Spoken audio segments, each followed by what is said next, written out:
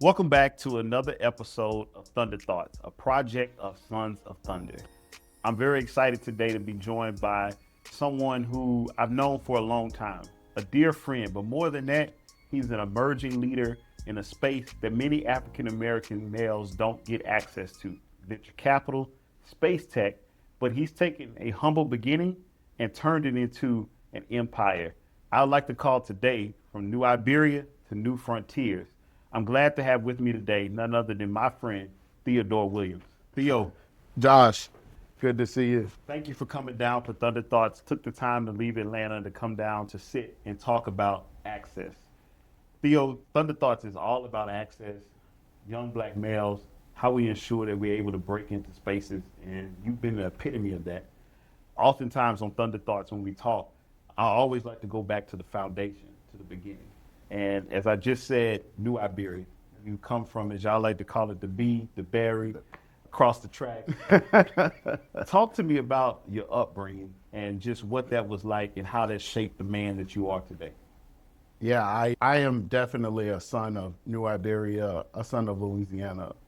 And while my hometown is 30,000 people or less sometimes, I was really raised around an environment of people who had a strong pride in themselves, as well as the ability to build relationships with others far before they would ever know they needed them. Wow. I'm the great grandson of someone who picked peppers for the McElhennys. The Tabasco. Okay. All right. I'm the grandson of someone who operated industrial machinery in agriculture. I'm the son of someone who built oil infrastructure for this world. Yeah. All of that, and they still were people who built relationships.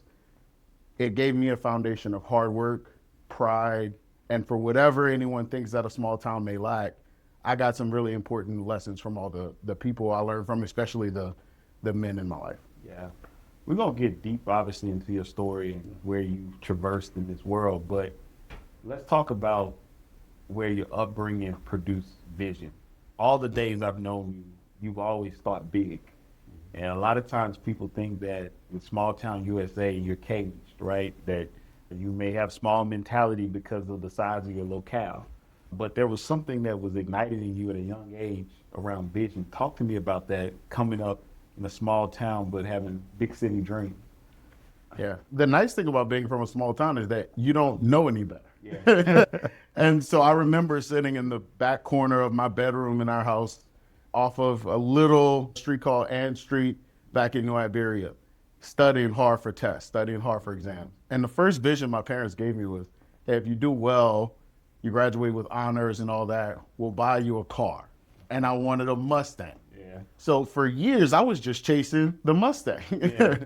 right? And that gave me my first muscle memory of what it takes to use my mind to chase a goal. And over time, I was like many small town folks. I read magazines, I saw things on television that I wanted to emulate. I saw people dressed in nice suits and I wanted to be like that. And at some point, I just said, if I want it, I have to go after it. Yeah. And that began, in retrospect, it began a process where I started to calibrate, how do I take a risk? And what does that risk cost at any given time? Yeah. How would you define vision for a young black male and how important that is? Because whether it's the small town, whether it's the hood, where your environment may not be, say it's not conducive to your level of success, how important is that vision? You have to believe in yourself that there's something much greater on the horizon for yourself. Knowing that people will come to try to tell you, no, there's a limitation. You can't do it. The statistics say X, Y, and Z. Having that vision for yourself is important because it tells you what you can't do, who you can't hang with, the activities you can't portray in. Wow. So while I say I was in the back corner of my room studying for tests and all that at 12, 13, 14, 15 years old, I also wasn't out and about in the neighborhood a lot of days because I was just focused on that goal, right? Trying to achieve vision. Yeah. And so having that vision for yourself is important because it informs what you can't do. in order to get to that vision. And also understanding that the vision grows over time. Your vision doesn't have today. What I do today, my vision was not that per se. Yeah. But at some point, my vision was to get that car, and at some point, my vision was to go to LSU, and at some point, my vision was to get a master's degree, and at some point, my vision was to make it in finance, right, and on and so on. And so that vision grows. You don't have to have the entire thing mapped out. Maybe just the next few years. That's just something you're chasing. Yeah. So fast forward for that young man you leave New Iberia, senior high school, athlete, play football, come to LSU. Talk about that season in your life, right? Because I feel like there's young men out there that are navigating high school to college. We often hear about that critical period in your life, right? You can either hit it or you can go off the rails. So talk about that period in your life, making the leap, saying, I want to go to LSU. What was that college experience like in terms of your story? Yeah, the most interesting part was that this also comes back to sometimes being in a small town. You're really smart. I had good grades, all that type of stuff, good resume, accolades. And so everyone says, you need to be a doctor or a lawyer, right? Right. And so I chose doctor. So I went into school with biology, pre-dental, and I thought that's what I wanted to do. And I didn't. And what happens, I think, with a lot of people is that you have this thought of what you want to do, what you want to be, coming into college first year, right? And then at some point, that changes because everything is always fluid, everything is always moving. And the hardest part was not being hard on myself when I said, I actually don't want to be a dentist. And saying, now I need to give myself some time, some room to figure out what life will really look like. Most people falter in that because transitions, changes, they feel difficult. You feel like you're letting people down. But I just had it in my core. I'm still going to figure this thing out. I'm still going to make it. I'm still going to do this stuff that I want to do. But now I just have to change what the plan looks like. And changing that plan is where a lot of people fall through the cracks. And I was fortunate enough to have parents who were very supportive of that. And I was scared calling back to New Iberia telling Mom, listen, I'm not going to be a biology major no more. And my mom was like, oh, I knew this was coming. Okay. Let us know what you want to do. Well, how exposed were you to career paths? Because I think we hone in on this thing, it's access thing. Oftentimes in other communities, they have generations in business, generations in medicine, because they've seen it. So how difficult was that for you to be like, I'm gifted, I'm talented, but I got to figure out a path, but you may not have been exposed to all these paths, so you taking a shot in the dark, right? So talk about that. Frankly, there wasn't a lot that I was necessarily exposed to when I was in that moment, right? I was told if you're super smart, the thing you want to go do, you want to go get that medical degree or get that law degree. And so when I didn't figure that out, I had to kind of start to shift. And that's when things become really fluid because people always, what do you do with a literature degree? What do you do with those types of, what do you do? And it's very difficult. So when I started to think about the career and the exposure, what actually happened over time as I look back is that I actually started leaning into stuff that I had actually seen already. So when I knew politicians in my hometown. So next thing I did, I went run for student body president. That's right. I knew about the sports world a little bit. So, and part of that had to do with seeing and hearing stories of a guy named Verge Osbury from my hometown who was climbing up the ranks at LSU athletics. And so I went do some stuff in athletics. And while I was in athletics, I learned a little bit from people who were in industrial businesses, M&A, selling their businesses. And I said, I think I want to explore that too. And sometimes that route, people will sell you, oh, what are you doing? You're moving around a lot. But I'm navigating and traversing the world as it comes to me. That's it. And it's really hard because the world wants to contain us into this is what you've done, this is what you're skilled at, this is what you can do. But when you have a greater vision that I'm talented, I'm skilled, but I just haven't found my sweet spot yet, you have to keep trying different things until you really find that sweet spot for yourself.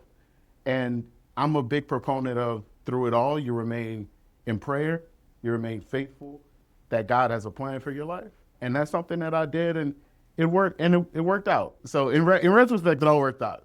I think it's important because a lot in your life, I think, has been defined by risk, right? You leave the small town to go to LSU. It's hard to put all your biography in this confined episode, but you go to Tiger Athletic Foundation, and but as is often said in our community, you had a good job. You were given a hobnob and have dinner with the big donors, raise money, go to the games, got tickets. These are the things that oftentimes in our community are like, oh, boy, you good, stay there and retire, right? Yeah.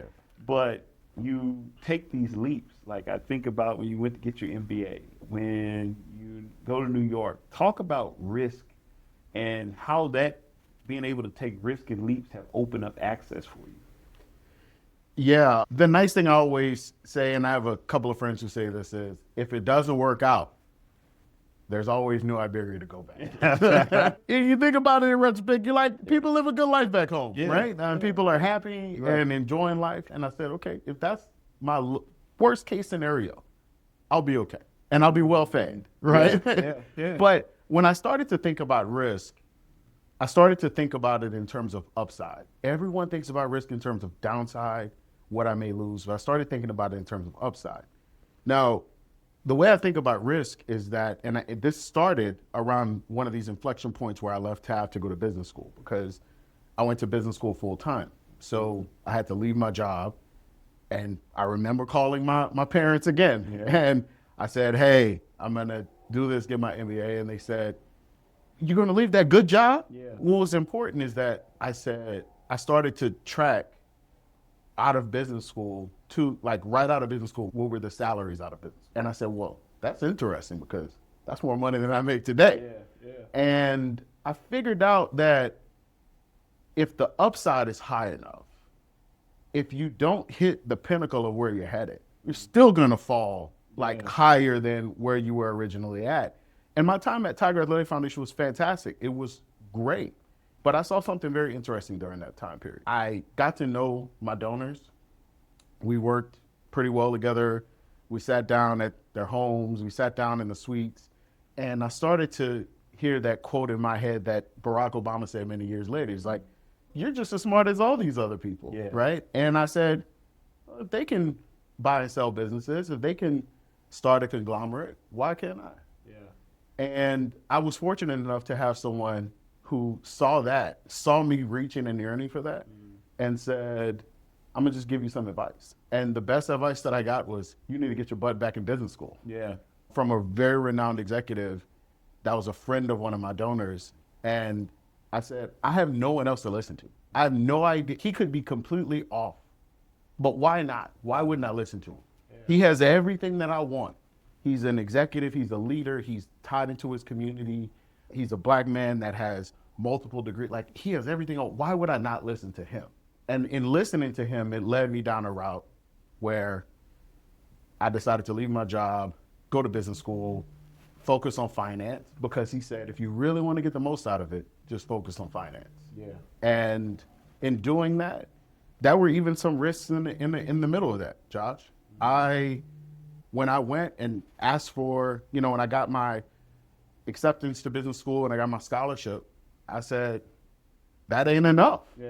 So I said, I'm gonna just go down there and ask for it. I didn't ask for a phone call. I just drove up there, pulled up in Houston on the campus of Rice University. This low boy from New Iberia pulled up in Houston and made my case for why my scholarship should be larger. And by the grace of God, they said yes. Closed mouth don't get fed. Closed mouth don't get fed. And I made a case for myself. And I sort of had a view of like where my positioning was, but I made that case for myself. Most people would say, I'm nervous about that because now I'm risking looking silly. I'm risking looking ridiculous. Sometimes you got to get rid of ego to be able to get where you need to go. Josh, it's okay if I look ridiculous because I know, once again, I know where the bottom is. I can always go back. Listen, I go back to New Iberia and eat good all day, every day. So if I'm going to go for it, I'm going to really go for it. So On the other side of now having the MBA and what you do every day, which I want to get into that, but how important is credentials for access? It's Josh, it plagues me. It's plagued me in every part of my career because while I've broken through some of it, I see how difficult, I see I feel what it took to do that. Credentials are important because no matter how talented you are, there's just some blockades that say you either have it or you don't. Yeah. And so, we both come from the community that says, get that little piece of paper, right? Right? And getting I always say my first degree is from my parents. Yeah. I don't even know what that degree is, Josh. Yeah. It's not hanging on the wall. Yeah. I think I gave it to my parents. It's probably their house. The second degree was from my vision of how greater I could go. Yeah. And having that degree and going through the credential process, I have a MBA from a top 25 program. Now it's probably top 20 from Rice University, right? There are some financial institutions who would not even look my way because I did not go to a top 7 school. Wow. I could interview with them. And the point around that is there's some times where it just matters. Now I broke through it. I figured it all out. But if there's some places that I could barely even get to, having a top 25 MBA, think about how important those credentials are to get. But at the same time, an entrepreneurial spirit and a spirit of tenacity could get you past a few roadblocks. It just feels a little different. You are a serial networker. I walk in spaces all the time, politics, business, where I have to build relationships and network. But I can be in a room with you and you get on my nerves the way you can network. Like, you will not leave the room until you have seen or touched what you believe is in the room that you can get out of the room. Talk about how you developed the art of being able to walk in a room without connections, because all of this access is network relationships. How do you navigate that you've been able to walk into rooms and spaces without the connections and over time build an infrastructure that feeds your family, feeds your vision, and ultimately creates the life you want? At the risk of sounding like some novel, when I was a young kid, we would go and pick up my great-grandfather from his house. And my grandma would pick him, maybe it would be the summertime or whatever, and I would ride in the back of that car and my grandmother would drive him and he would say, slow down, because he had to stop and wave to his friends outside of the window. He had to stop and wave at his people. Yeah. When we parked at the grocery store, he had to park right in front. Yeah. So that way when his friends came out and our people were walking in, he could lean out of the window, talk to them, sometimes in that Cajun French that we talk back down there. Yeah. It was the first lesson I got in the art of building relationships. He didn't ask them for anything. He didn't approach them for anything. He simply, everybody he told hello to. He asked how they were doing. He checked on them. He found some point to connect with them. Yeah. I take that exact same approach. I've taken that exact same approach in every single part of my life. Because I say, I sort of take that approach, even if I'm in a room with hundreds of people. Yeah. Slow down. Yeah. Let me tell one of my people hello. Yeah. And I do the exact same thing. And on top of that, I've just, with having goals, ambition, and education, I've always been able to say, hey, this person is really interesting. I think I have something to offer them. I think they have something to offer me. And I just want to say hello and get to know you. And once again, this gets back to our young people today more than ever, they're afraid of looking silly. Yeah. And I said, I'm never afraid of looking silly. Yeah. If I want to meet you, if I want to say hello, I always will. My approach has shifted and been refined over time. Yeah. But when I go in the room, I feel just like that little boy in New Iberia that said, I'm just saying hello to people. Yeah. Yeah. And there's nothing you can do to stop me from saying hello to people and finding common ground. I love that. What did you learn about, I often talk about that relationships are currency. Mm-hmm. We have a friend that, a mutual friend that always would say, his father would say that life is relational, never possession. Yeah. And talk about being around great wealth with donors, and you been in rooms. What did you learn about wealth, communication, influence? What did you learn in those rooms about really the underlying currency of relationship? Everybody just wants to be a person. Yeah. We think about wealth and we think about those that have achieved anything and that they may be completely different from us. But what I've learned is most people want to be treated like people. They could have $1 billion, but they still want to sit down and have a beverage with someone and just talk about life and watch a football game and have fun together, right? And feel like they felt when they barely had 2 nickels to rub together. Yeah. When I learned that specifically through LSU because I saw people who maybe most of their life they were typical middle class folks, and at some point they came into a lot of money, and everyone treated them differently. Everyone bowed to their feet. Yeah. But Theo wasn't bowing to nobody. My lips don't know how to. So I say that to say there were times that when I had an ask to make. Yeah. I've made asks for hundreds of $1,000s for LSU. Yeah. While eating crawfish. Yeah. But that was after I got to know people, because on a Friday afternoon when I wasn't doing much, I call them and say, "What you doing?" Yeah. And they say, "Oh, I'm at my house having a drink." Yeah. And I said, "Well, I was going to ask you if you wanted to have a drink." They said, "Well, just come on by, let's have a drink." Yeah. Stuff like that. Yeah. That I didn't have any agenda. Yeah. Except saying what's up, hanging out, having a good time. That's it. And you realize those relationships later on. Yeah. Some of those relationships have led to letters of recommendation for things. Some of those relationships of people I've watched games with has led to investment in my current ventures. Yeah. Right. But I didn't have that as something that I was shooting for at first. It was just having the audience of good people, building relationships where we could feel transparent with one another, even if there were differences in background and wealth and any of those things. Yeah. And they know that we're just people. So I think you hit on something right there. So often in networking and relationships, like people have a means to an end. How do you network without using people?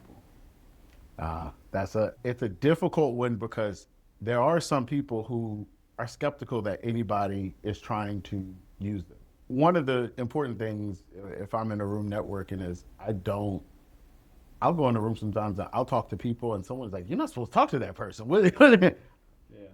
It's fine with me. I didn't know who they were. Yeah, they put their pants on. Exactly. Yeah. You actually have to have a belief in yourself that it doesn't matter where I came from. Like, I have something to offer the world. Now, you don't do it out of hubris, but we all have something to offer the world. Yeah. And so if you determine, I have something to offer the world, even if I'm not sure exactly what it is, it's super important. And then in the process of networking with people, I actually try to find people I enjoy. I realize you can't network with everybody. You can't get to know everyone. You can't do a favor or get a favor from everyone. So the best probability of doing that is finding people who you have a genuine connection with. I meet people in the line of the grocery store sometimes. Yeah. And we might talk about college football. We might talk about something on the news. Sometimes we exchange numbers, we follow up, and sometimes those people become friends. Yeah. No thought on what they can do for me. But over time, if you accumulate enough of those relationships, you showcase real care to them, they will showcase care for you when you need something. Yeah. I find it's all about what you're planning into it, right? Yeah. It's an opportunity. You think of that relationship as a field. What kind of seed am I planting is going to determine what I get back out of that field, right? Yeah. And if all you're doing is trying to run to the harvest and miss the seed, you're not going to get out of that what you think. And sometimes the relationship is built on a standard of excellence. Yeah. That was a relationship I built back in New Iberia when I was 14 years old. I did something for the church youth group. That was great. Yeah. That relationship turned into a lady who introduced me to her son years later. And I had to track down her son many a days. Yeah. She was a leader. But he took the call. Yeah. Now we're not only, I look at him as a friend and mentor, but just a great person, right? That I have a relationship with. And so sometimes, even when you're just asked to do small things for people who may seem insignificant in the moment, that's part of building relationships with people you may need later on in life. especially if it costs you a lot, if it's really hard, I get it. But like, if you're sitting around, if you have no other, like if there's nothing else, Absolutely. do good by people and the world will come back to you. What's one mistake that you feel like young black males especially are making in rooms with elite as they try to capture what they need to capture to advance themselves, to have that access? What's one mistake that you feel like especially black males are making? Walking in the room and shooting for the head honcho. Because the public head honcho isn't always really the head honcho. Yeah. That's the first thing. And so you show respect to other people in the room. And when you show respect to other people in the room, if you're in a room with elites and you walk up and there's one person. I've been in many Wall Street rooms where there's Henry Kravis is there, right? The head of KKR, or other leaders for Blackstone or for JP Morgan. Everyone shoots for them. Everyone lines up to talk to them. But if that person is in that room, there are other people who are very valuable in that room. You don't have to target one person, right? I would also say, when you meet someone, just follow up with them. Hey, this is what I'm up to. This is what I've been doing. And follow up month after month or quarter after quarter for the entirety of your life. It sounds absolutely silly. But sometimes I send text messages to people I met 15 years ago who have never done anything for me. Maybe I've barely done anything for them. And I just say, hey, how you doing? How's your family? Not because I'm trying to get anything out of them. Because I met those people, I'm like, I genuinely care about that person, right? And I check on them, right? And sometimes I just update them on what I've been up to and I say, thanks for being a friend all those years back. And if you do that type of stuff, once again, you go in the room, you meet the person standing in the corner. There are fantastic examples of people who have done this throughout the business world. You meet the other person who's standing in the corner who feels a little removed from the elite groups as well. And that person happens to be the most elite of them all, right? And you build a friendship. And then you follow up and you check in. And I'll say this last thing to that point. Everyone thinks building relationships, you think about building relationships, but replace the word with friendships. If you think about, I need to build friendships, I need to be valuable friendships that I can text, that I can call, not that I can just email. People I can text and call. So if you think about it in terms of building friendships, it starts to feel a lot easier because you're like, I can't just go to this person and always need to talk about business or my ambition. Sometimes I just need to check on that person and be like, how you doing? What y'all eating this Sunday, right? It always gets back to food in my world. No, that's good. So let's get down to what you do. Look, I consider myself up on game, astute about things, but you throw stuff around at me sometimes and I'm like, so, venture capital, space tech, family office, all of these terms. What do you do every day? Talk to the folks about that because it's a space that I don't have the data, but I can tell you it's minute in terms of black men in that space. Talk to us about, one, how you got to venture capital, and now how you've been able to take yourself into space tech and are raising millions of dollars in this emerging space. So I run a venture capital fund. We're called Creations VC. We invest in pre-seed and seed space technology companies. All right. ABC. Dummy. We find people who want to start businesses who have great ideas, and we write them checks. Now, those checks can range anywhere from $50,000 at the very low end up to $4 or $5 million. Sometimes, almost all those times, our technologies are related to space technology, right? And so that means anything that's really a part of a component of a satellite, the manufacturing process, the data systems and data infrastructure around satellites, the space world, industrial technology, for example, all the things that are like front and center today on TV as you look at companies like space, even what's happening in the data center world, all the names of the companies that most people will never know because they're just some small component of a data center that's worth billions of dollars. We invest in all those companies. And the important part is people just think, okay, you just invest in this. This is a financial transaction. So we're tasked with doing diligence on behalf of our investors. So we're backed by a number of prominent entrepreneurs, family offices, and such, and they give us their money. It's pooled up into one pool, and then we go out and hand out small checks. And the hope is that a few of those companies will end up being multi-billion-dollar businesses, and maybe we've invested at a valuation of $5 million at some point. We were their first check, and they become worth $1 billion, and we do pretty well. We return some money to our investors. We take a little bit off for our fees. And that's how this world works, right? That's how venture capital works. And it's really about, once again, taking risk and understanding, okay, I'm taking some risk, but my upside needs to be tremendous enough for that risk to be palatable. Yeah. So when you look at yourself in this space, and there's not a lot of folks that look like you, how does that enhance or make the conversation more difficult when you're sitting across from people who are in this world, they're in venture capital, but you might be the first black man they ever seen came and asked them for $5, $10, $15 million. How does that work for you? Oh, look, there's some real dynamics out there on being a black professional in venture capital or technology. So for example, I think of all partners in venture capital, I think maybe 1% are black. Of the money that comes from venture capital each year, which is hundreds of billions of dollars, at one point it was only 2% went to black entrepreneurs. I think it may be down to 0.02%. Wow. So I operate in a world where not only when I'm out raising money for my fund, that those with the capital to expend are not used to seeing me, but they aren't used to deploying money into other black entrepreneurs either. Yeah. This gets back to a standard of excellence, and it gets back to relationships. I'm fortunate enough to have two fantastic business partners today. I met them. I had a semblance that they had some capital to deploy, but also we just got to know each other. Yeah. We had phone calls for months before we really started working together, and we talked about ideas.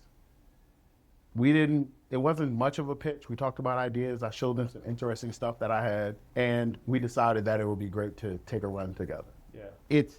But it is tremendously hard, and I'm very fortunate and blessed that I've come across the right people at the right time.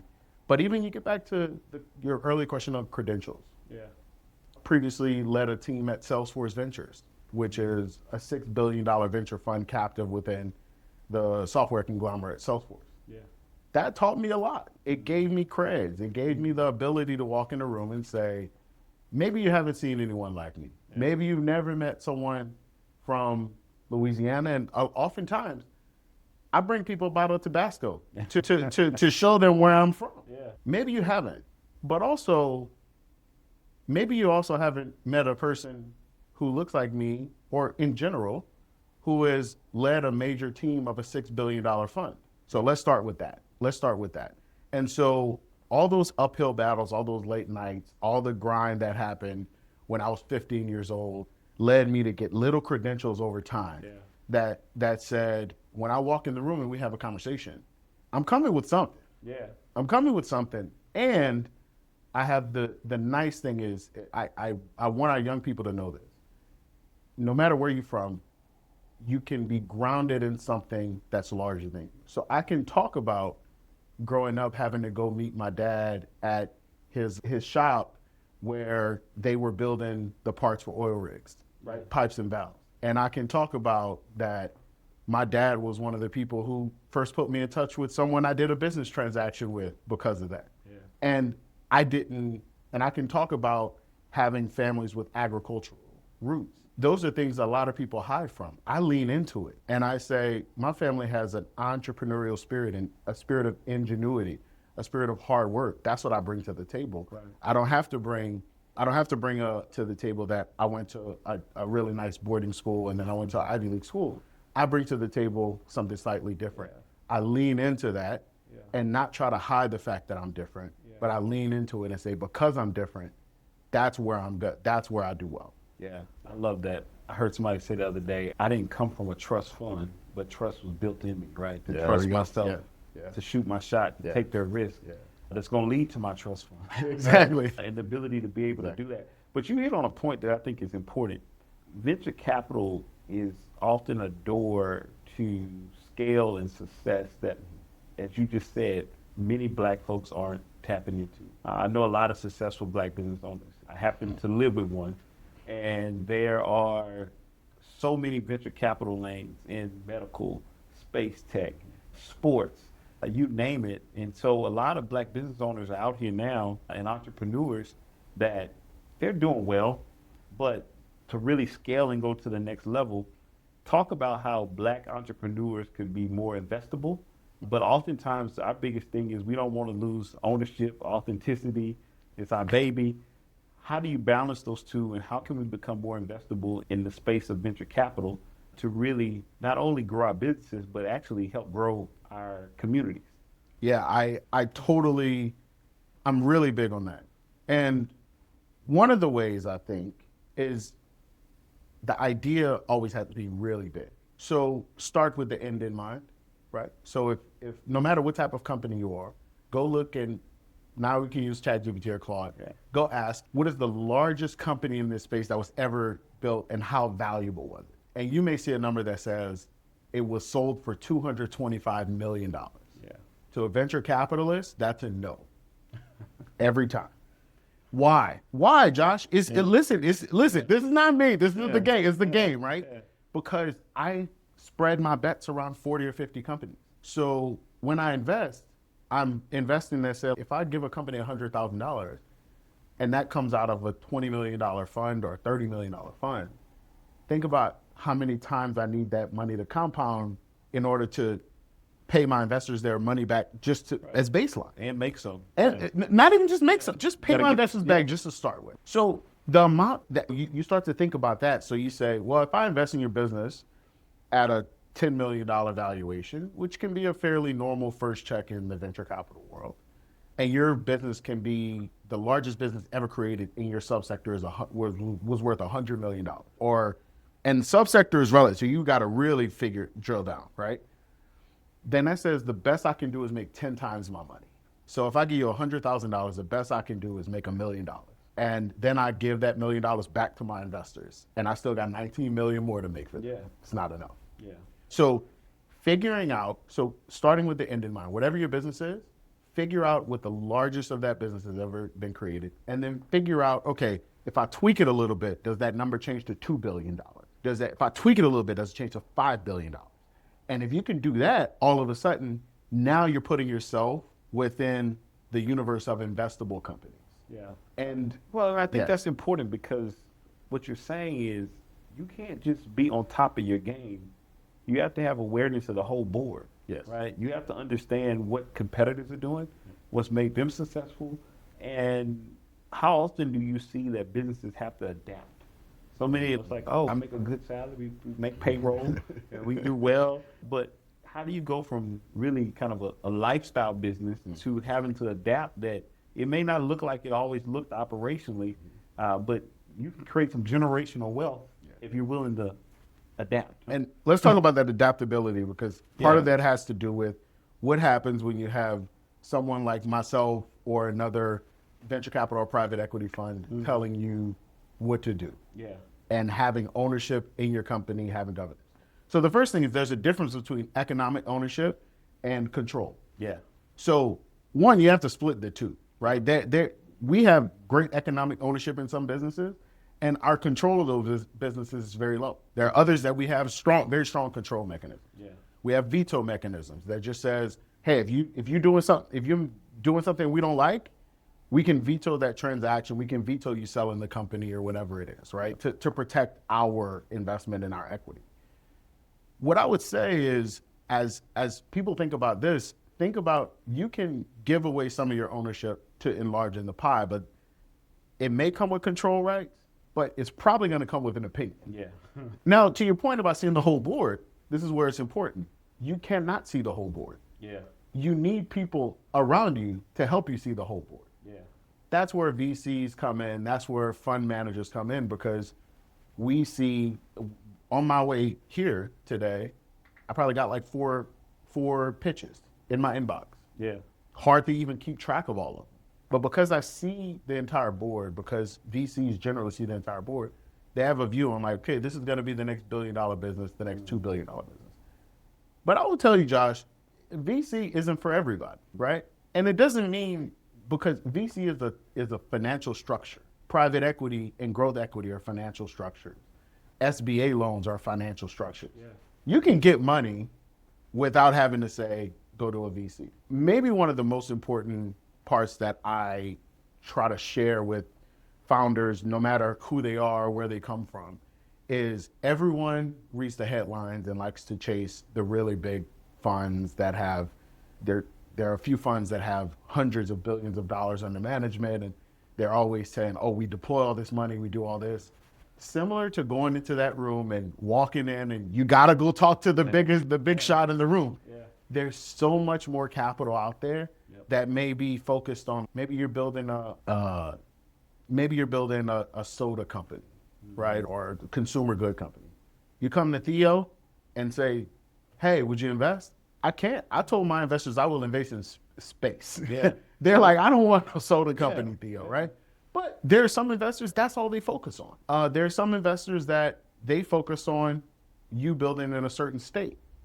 There's some governments give out money to some certain funds to say, I just want you to invest in my city, right? Those things exist. Start there. Right. Find those people who actually care, who actually are very much aligned with your vision for what you're building. You're aligned with them because you're building something and they're trying to generate economic growth. Sure. That's a fantastic starting point that I think a lot of people skip over because it isn't always as sexy as the really big venture capital names. But sometimes you just need the first set of cash just to get started. Yeah. And then you can build on that. Then you can come to someone else. Then you come to someone else. And then maybe you have the soda company which you say, we figured out how to freeze dry this soda for space. And then you come to Theo, and now we can talk. Now we have the Coke on the move. So I want to round out this conversation. Probably the I believe is probably the secret sauce, the secret ingredient to the success, which is family. I think that when you look at success and black males, oftentimes it's tied to your mate, your partner. In y'all's story, which I love my sister Jennifer, there's been moments of sacrifice where you picked up the slack when she was starting a business. You went to business school full time. Then you were starting a business. It's been this level of sacrifice. Can you talk about just how important that was and where you may not have been if there wasn't this level of understanding and partnership, and how much family has been a part of what you're able to do externally in the world? Yeah. Jennifer has been one of the main anchors of my life and our family. Yeah. Primarily because we can have really hard conversations about where we're trying to go and figure out what's the best strategy to get there. Yeah. And that means that sometimes you just have to completely break those expectations that we both came into the relationship with. Yeah. But also that the world tells us that we're supposed to fulfill. Yeah. The world says a man shouldn't be leaving his job. He should be providing. Yeah. I don't necessarily say, okay, a man shouldn't provide. I say, I'm just trying to do that better. Yeah. I'm taking a chance that there's a bigger upside for my family, for my kids, for their kids one day. Yeah. And also, I think Jennifer and I have both, very early on in knowing each other in our lives, we both had ambition. Yeah. It is not fair to take away any of that ambition. It is just saying, it's like if you look back at the Golden State Warriors, sometimes Clay had the hot hand, sometimes Steph had the hot hand. That's right. Right? And we use that, right? And so I'll never look at it as a step back. It's what God is ordaining in our life at any given time. And we figure it out. And the beautiful thing is that there's so much, I get a lot about our young people. There's a lot of conversation about, I'll get married or settle down once I get all this situated. Yeah. I came to this realization, once again, my parents, they were fantastic. And that, what if you do figure it all out, Theo? And what if you do meet you get your wildest dreams and everything is fine, and you have nobody to share it with, and then you want to start figuring it out. Yeah. You want to leave a legacy, but how can you leave a legacy without children to leave that legacy to? Yeah. And so certain days that has felt extremely difficult in terms of time and resources as we build our family, but also build businesses, build careers. And we're very fortunate that, once again, God has kept us and it was all worked out, but it's a type of communication that is very open about where we're trying to go and seeing the family as the greatest benefactor. Yeah. So it's not me. Yeah. It's not her. It's not even our kids. Yeah. Our family unit, what benefits that the most? Yeah. And that's not always money. Sometimes that's time. Yeah. So we've had times where like even today, we some days we alternate pickup of the kids some days, or who does drop off or who does this. And there was one day, and not to flex on my wife, but she, listen, my wife, she does her thing, right? But there was a day I had a meeting and I was like, hey, Jennifer, I have a meeting at 9 a.m. And she's like, oh, I need you to take the kids to school. And I'm like, I can't miss this meeting. And she's like, I have a meeting I'm presenting the strategy to the CEO today. And I said, okay, I could cancel my meeting. Yeah. And my meeting was important, but relative to what she was doing, what she was doing was more important for the good of our family at that time, right? I could change this meeting and it'd be okay, even though it was important, right? And so we developed that mentality of what is best for the Williams family at any given time, and that's what we focus on. Yeah. And I'm not here to tell you that it's fully pragmatic and we don't have emotions about it. We do have emotions, but we can always center back and say, this is what we know to be good for our family. And many times this is what we've prayed on and we know that this is important. Yeah. And I'm thankful that she also, convincing Jennifer to move to New York City wasn't the easiest conversation. We had a pretty good life down in Texas at the time, but she saw the vision as well. And I'm very thankful that she's been able, that not only she built her career very strongly, but she's bought into my vision of where I was going and where I thought our family could go, even when it seemed pretty crazy sometimes. Yeah. So in closing, you still my boy that we like to fry fish and eat white bread. But clearly we've gone light years from just being in college with dreams and hanging out. But talk in closing with everything that you've experienced. What does access mean?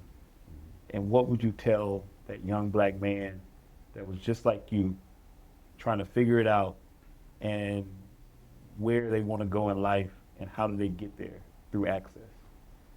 A few things. I did not do any of this alone. Where I'm at today, the fund I operate, the investments we're in some of the most quintessential companies in aerospace and defense today, where I have a chance to not only mold a sector, but mold that amongst a geopolitical landscape. When you say that out loud, it's like, oh, Theo did it. I just told you, my wife and I are lockstep on this. There are mentors who have just walked me in the room. There are people who have just said things to me on the past by that have ultimately changed my life. It is not, you are not in this alone. Sometimes the ability to take risk is only hindered by two things. One, your ability to feel silly and start feeling comfortable with feeling a little silly sometimes, because that's going to get you access to people who everyone is scared to talk to or everyone is scared to lean into building a relationship and friendship with. And the other thing is that when it comes to access, you have to be ready to act when you get it. Yeah. And in order to act, it always costs something. You have to be willing to pay the cost. Sometimes, and a lot of times, that cost is actually financial.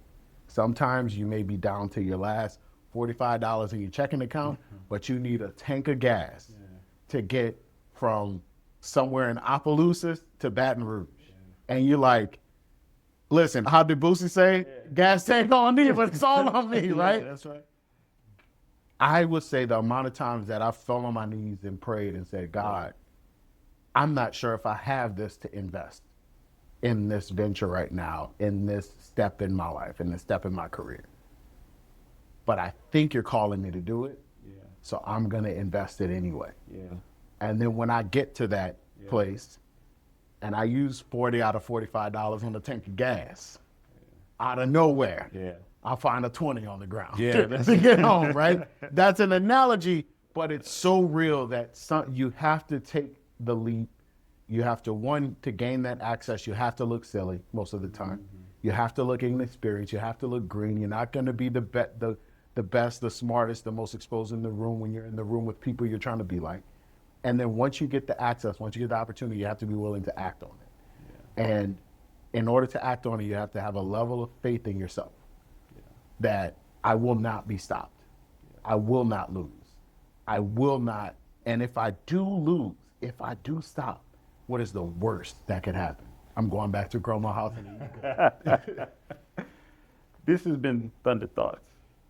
As you can see, oftentimes we talk about the desire to get in a room, have doors open for young black males. But today's conversation lets us know that much is hinging on the preparation and what you're built out of. Whether it's taking risk, whether it's having the right family structure that gives us support, whether it's having enough curiosity, inquiry, and vision to launch into something new. Access is often dependent on what's built on the inside of you. Preparation meets opportunity, and that equals destiny. Theo, I want to thank you for joining Thunder Thoughts. Thank you for what you're doing as a representation of black males, as a representation of Louisiana, New Iberia, your family, but most of all, as we believe, a representation of God and what He's placed us in the earth to do. This has been Thunder Thoughts. See you next time. All right, brother. All right, Doctor. Appreciate it, man.